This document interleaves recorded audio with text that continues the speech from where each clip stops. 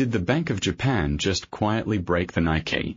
Yesterday's session didn't just sell off, it fell apart. The index collapsed nearly 2%, the largest one-day drop in weeks. The gut reaction from the crowd is that this is the top.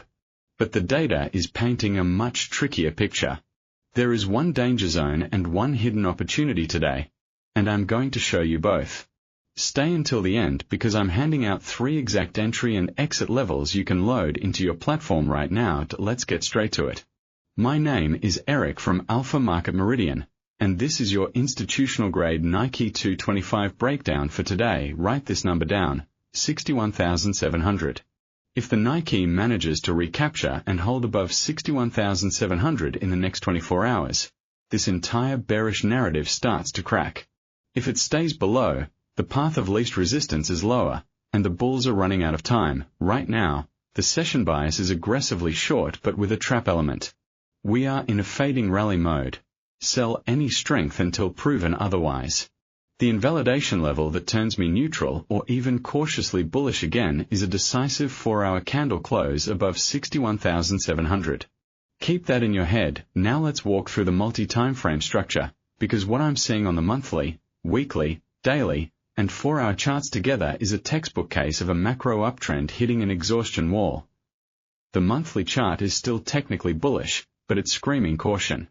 Since the 2022 bottom, around 24,000, the Nikkei has been in a supercycle bull run, culminating in a blow-off top at 63,799. The current monthly candle is shaping up as a massive shooting star, a long upper wick with a small real body, sitting right at extreme overbought territory. The 5-month moving average is at 56,751, the 10-month at 52,441. Those are so far below current price that the asset is begging for a mean reversion pullback. The monthly MACD is in uncharted positive territory, red histogram bars at their highest ever, which sounds bullish, but when you combine it with a shooting star rejection, it signals distribution, not accumulation. The super macro foundation is still intact, but the immediate upside is capped, and the risk of a multi-month correction is now very real. Now zoom into the weekly. This is where the alarm bells get loud. Last week's candle was a perfect bearish engulfing, a long red real body that swallowed the prior 2 weeks of gains entirely. That's not a mild profit-taking candle, that's an institutional reversal signal. The weekly 5-period moving average is currently at 60,336, and we are barely holding above it. But look at the weekly MACD, it's forming a secondary bearish cross at the top of the range. The red histogram bars are accelerating lower. This is what we call a momentum fracture. The 10-week moving average at 57,229 and the 20-week at 55,908 are the next major downside magnets if this slide continues. This weekly candle is telling me the medium-term top is likely in place, and we are in the early stages of a deeper correction, not a one-day wonder. Now the daily chart. This is where the true break happened. The daily structure had a clear double top at the 63,700 area. Yesterday's candle was a gigantic red bar with almost no lower wick, a pure downside conviction move. It sliced straight through the 5-day moving average at 62,477 and the 10-day moving average at 61,624. The Nikkei closed the day at 61,409, completely below both. That's a trend change on the daily time frame. The only support cushion left within striking distance is the 20-day moving average at 60,561 and the 40-day moving average at 57,377. The daily MACD has crossed into a bearish configuration right at the zero line, and the green histogram bars are now red and expanding fast. This is no longer a pullback in an uptrend. It's a daily trend flip into a corrective phase. Drop down to the 4-hour chart, and it's a waterfall. From the 63,799 high, the index carved a multi-top structure, then broke down in a single impulsive leg. The 4-hour moving averages are now in perfect bearish alignment.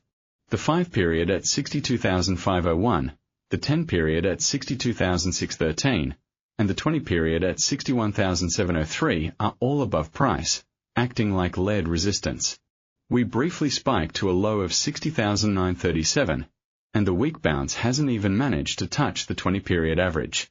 That tells you the sellers are still in control. The 4-hour MACD is deeply negative, below the zero line, with the histogram at extreme bearish levels. The RSI on this timeframe is deeply oversold, which is the only bullish data point. It means a violent snapback rally can happen at any time, and that's exactly where the trap lives. Now here's what most traders miss. This Nikkei sell-off is not happening in isolation. You have to confirm the move with the yen. The US dollar to Japanese yen pair has been sliding sharply, currently flirting with a 140 handle. For those who understand the carry trade, a stronger yen is kryptonite for Japanese equities. The correlation is tight. When the yen appreciates rapidly, exporters and the broader Nikkei get hammered because the profitability outlook darkens. Yesterday's drop was likely triggered by fresh intervention fears or a massive unwinding of yen shorts. There's no official BOJ confirmation yet, but the market is pricing in that the Ministry of Finance is ready to strike. If US dollar to Japanese yen breaks below 139.50, that is the danger signal. For Nikkei, it will likely accelerate the equity sell-off toward the 57,000 region. On the other hand, if the yen suddenly weakens back above 142, the Nikkei could bounce hard. For this session, you must keep an eye on US dollar to Japanese yen every hour. The ghost of intervention is the hidden driver here. The macro 1 to 2 week lean is bearish below 61,700.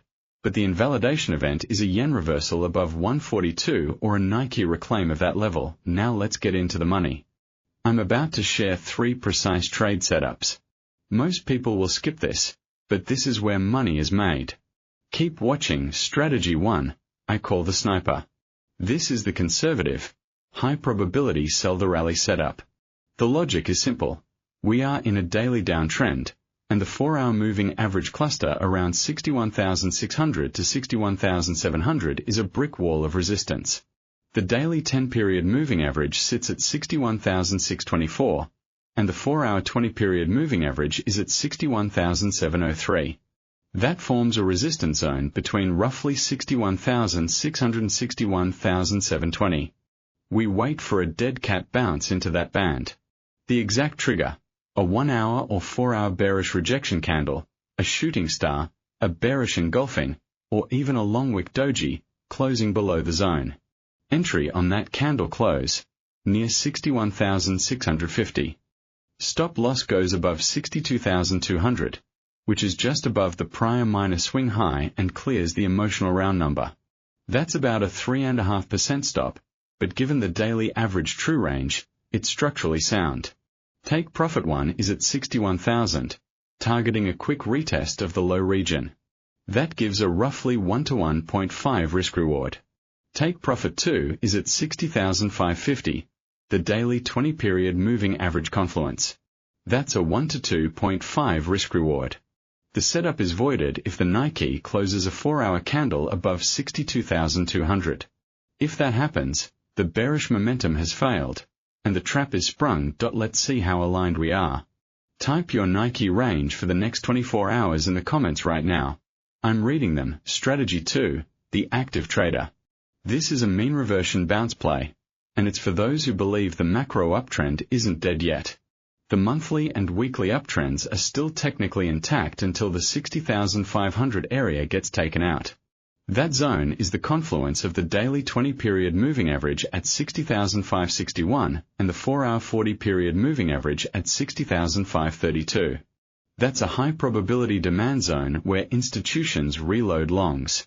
The entry condition: wait for a spike down into that 60,500 to 60,560 region. Do not blindly buy. You need a bullish confirmation candle, a hammer, a bullish engulfing on the hourly timeframe, or a strong rejection wick with a fast recovery. Entry at 60,550 with a stop loss at 60,250, just below the recent low structure and clearing out any liquidity. That's a very tight stop of 300 points, respecting the support.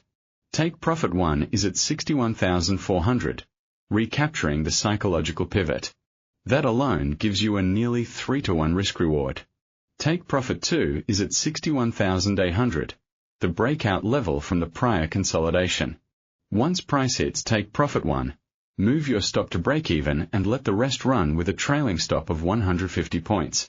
This setup is invalidated if the Nikkei closes below 60,200 on a daily basis, in which case the macro uptrend is in real trouble and you do not want to be long. Now comment bear or bull and your bias below. The next signal changes everything, so stay sharp. Strategy 3, the aggressor. This is high risk, momentum chasing, only for those who know how to lose small and manage risk aggressively. The logic is that the 4-hour waterfall has momentum, and if we break today's low of 60,937 cleanly, the next leg down could be swift. The trigger, a 15-minute close below 60,930, confirming a breakout of that intraday floor. Enter short immediately on that close. Stop. Loss is tight at 61,150, just above the minor consolidation zone. That's only 220 points of risk. Take profit 1 is 60,550, the support zone from strategy 2. If reached, bank half. Take profit 2 is 60,200, the next psychological and structural support. This trade can produce a very fast 1 to 2 or 1 to 3 risk reward, but the danger is a vicious oversold bounce that wipes you out. The 4-hour RSI is deeply extended, so this is a scalp, not a hold. If the market reverses and takes out 61,200 before hitting your target, scratch the trade. This is for aggressive short-term traders only. Risk management pulse. Never risk more than 1 to 2% of your capital on any single trade. No open positions through high-impact Bank of Japan speakers or US data surprises. Stops are non-negotiable. If this yen story shifts, these levels will blow through fast. Here's your single most important level for the next session, 60,500. If the Nikkei holds that line and forms a clear bullish structure, the uptrend is alive and this sell-off was a shakeout. If it loses 60,500 on a daily closing basis, the macro winds have shifted and we are likely heading to 57,000 next. Tomorrow's focus will be the Bank of Japan summary of opinions and any fresh yen jawboning. That will be the spark for the next big move. If you want the full breakdown on Bitcoin and the S&P divergence, that video is live now. Check the end screen. Smash like if this analysis gave you a clear plan. Subscribe and hit the bell for daily coverage of the 8 assets that matter. I'll see you in the next one.